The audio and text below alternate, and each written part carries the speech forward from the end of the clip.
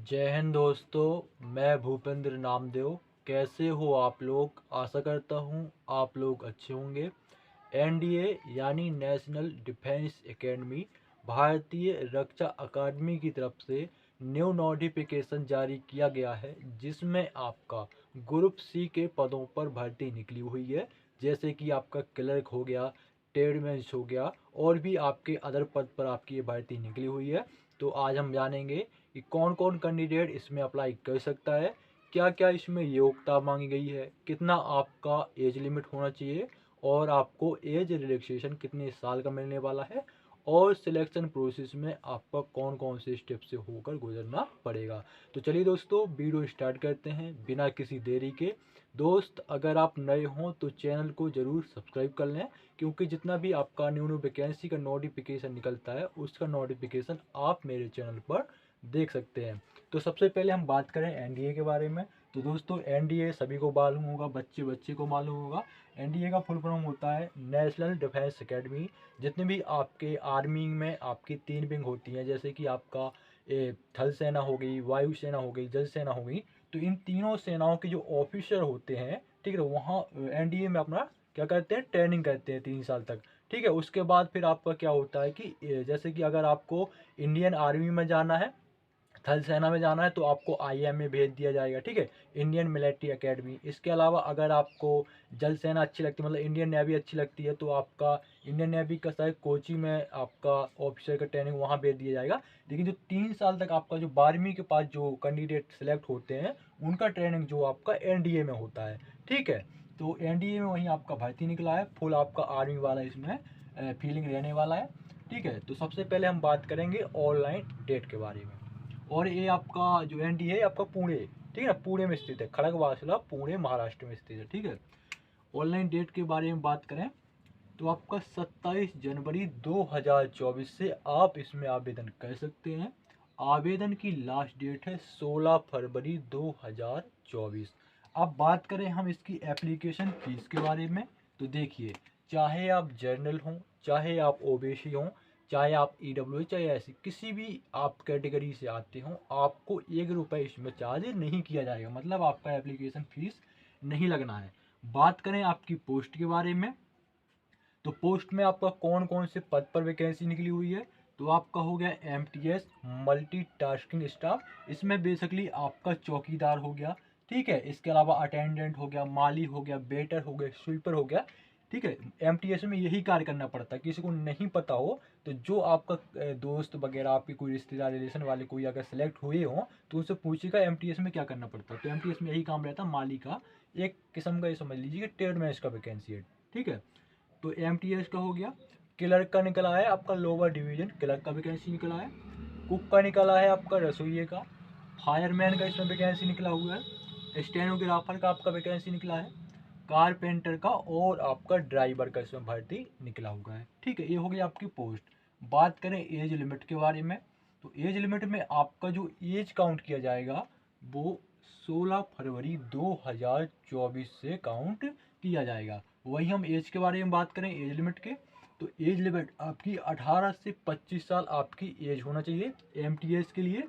ठीक है, और कुछ अदर पोस्ट हैं उनके लिए आपका 18 से 27 साल भी रखी गई है। जैसे ड्राइवर हो गया तो इसमें 18 से 30 साल भी होगी शायद, लेकिन 18 से 27 साल तो बिल्कुल मिनिमम है ड्राइवर के लिए। ठीक है, कुछ पोस्टों में 18 से 25 है, कुछ पोस्टों में 18 से 27 है। ठीक है, अब बात करते हैं आपका कि इसकी योग्यता क्या होना चाहिए, कौन कौन इसमें अप्लाई कर सकता है। तो देखिए, अगर आप एमटीएस के लिए आवेदन करते हैं, मल्टीटास्किंग स्टाफ के लिए, तो सिंपल आप 10वीं में यानी मैट्रिक में पास होने चाहिए, और कुछ आपसे नहीं मांगा जाएगा। अगर आप क्लर्क के लिए अप्लाई करते हैं तो इसके लिए आप 12वीं में सिंपल पास होने चाहिए, और कुछ नहीं मांगा गया है। प्लस में आपका टाइपिंग आना चाहिए, क्योंकि ये क्लर्क का वैकेंसी है। तो आपका जितना भी आप देख लो, चाहे दिल्ली एसएसबी में निकला हो, चाहे आपका स्टेट में निकला हो, सभी में आपका टाइपिंग मांगते हैं। कोई सर्टिफिकेट नहीं मांगते, कहीं मांगते हैं लेकिन सर्टिफिकेट इसमें नहीं मांगा गया है, ना कोई एक्सपीरियंस वगैरह। तो जो आपका टाइपिंग मांगा गया है वो इंग्लिश के लिए आपका 35 वर्ड पर मिनट, और हिंदी के लिए 30 वर्ड पर मिनट। ठीक है, वहीं अगर कुक के बारे में बात करें, रसोईया, तो कुक के लिए आप 12वीं में पास होने चाहिए। नहीं तो आप 10वीं में पास हो या ITI सर्टिफिकेट हो तो अप्लाई कर सकते हो, लेकिन 12वीं पास हो तो भी अप्लाई कर सकते हो। ठीक है, इसके अलावा बात करें टोटल वैकेंसीज के बारे में। टोटल वैकेंसी आपकी 170 प्लस है। कितनी है? 170 प्लस पदों पर आपकी वैकेंसी निकली है। और इससे पहले भी आपके 2023 में भी ये वैकेंसी निकली हुई थी। ठीक है, अब ये दोबारा से वो वाली नहीं, अब न्यू वैकेंसी निकली है आपकी। एक 2023 में भी निकली थी, अब ये 2024 की वैकेंसी है। तो 170 प्लस पदों पर आपकी वैकेंसी निकली हुई है। तो 170 प्लस, इसमें आपका इतनी ही वैकेंसी निकलता है, 200 300 400 बहुत से बहुत, लेकिन आपका 150 300 इतना ही आपका वैकेंसी लेता है। तो 170 प्लस आपकी इसमें वैकेंसी निकली है। हालांकि अभी शॉर्ट नोटिफिकेशन जारी हुआ है, क्योंकि जैसे कि आपका 27 जनवरी को आवेदन स्टार्ट होने हैं, तो 27 जनवरी को आपका फुल नोटिफिकेशन जारी हो जाएगा। ठीक है, वहीं हम बात करें इसकी सैलरी और सिलेक्शन प्रोसेस के बारे में। तो सबसे पहले हम बात करें सिलेक्शन के बारे में। सिलेक्शन में सबसे पहले होना है आपका रिटन एग्जाम। उसके बाद जैसे कि आप क्लर्क के लिए अप्लाई करोगे तो उसके लिए आपका स्किल टेस्ट होगा। तो स्किल टेस्ट, उसके बाद आपका डॉक्यूमेंट वेरिफिकेशन, वही आपके जो कागज रहेंगे मार्कशीट वगैरह उनका जांच होगा। उसके बाद फिर आपका मेडिकल होगा। मेडिकल आपका नॉर्मल सा होगा, क्योंकि आपको वहाँ भाग दौड़ तो करना नहीं है, क्योंकि आपका कार्य क्या है, MTS वाला, खाना वाना, रसोइये वाला और आपका क्लर्क वाला। तो आपका इसमें फिजिकल वेजिकल कुछ नहीं होना है, ना कुछ हाइट वगैरह कुछ नहीं, बिल्कुल रहना है। ठीक है, और जो आपके ऑफिसर वहाँ ट्रेनिंग करेंगे, ठीक है, वहीं की जो आपका क्लर्क की ज़रूरत पड़ती है, ठीक है, बहुत सारे आपका अटेंडेंट की ज़रूरत पड़ती है, तो वही सबका ये भर्ती निकला हुआ है। ठीक है, तो आपका ये सिलेक्शन प्रोसेस हो गया।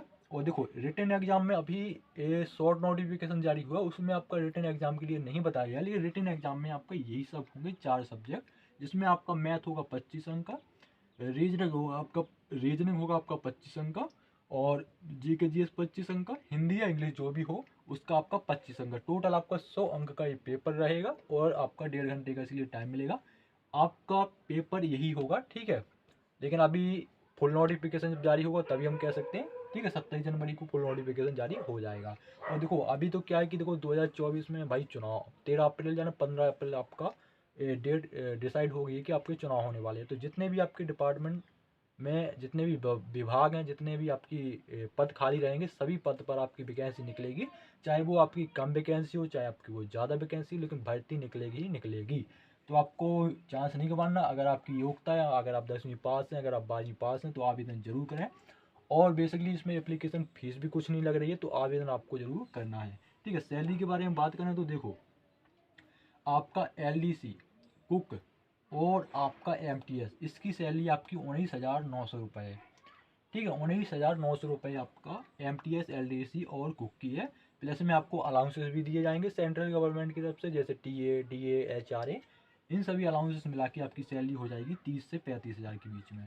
ठीक है, एक बार सेलेक्ट हो गए, परमानेंट भर्ती एक बार सेलेक्ट हो गए, तो फिर जो आपका पढ़ने के लिए टाइम तो उसमें 100% मिलेगा। ठीक है, 8 घंटे का वही बेसिकली जॉब रहेगा, वहीं आपका वहीं टैन अकेडमी में रहना है, तो पढ़ने के लिए टाइम मिलेगा। तो आप जो वैकेंसी आपको, जो पोस्ट आपको अच्छी लगे उसका फिर आप निकाल लीजिएगा एग्जाम। ठीक है, लेकिन अभी जब मिल रहा है मौका तो मौका नहीं गंवाना है।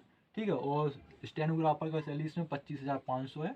और सब कुछ इसमें मिलाएंगे, जैसे वही आपका भत्ते वगैरह मिलाएंगे, तो उसकी सैलरी 40 से 45 हज़ार बन जाएगी स्टेनोग्राफर की। ठीक है, क्योंकि स्टेनोग्राफर का कार्य थोड़ा अलग होता है, क्लर्क से थोड़ा बड़ा पद होता है। ठीक है, क्लर्क थोड़ा नीचे पे आता है। तो ये थी आपका NDA ग्रुप C भर्ती से रिलेटेड कुछ जानकारी। और कुछ डाउट वगैरह हो, कुछ समझ में अगर ना आया हो तो कुछ आपको डाउट पूछ सकते हो। और मिलते हैं किसी नेक्स्ट वीडियो में, तब तक के लिए जय हिंद जय भारत।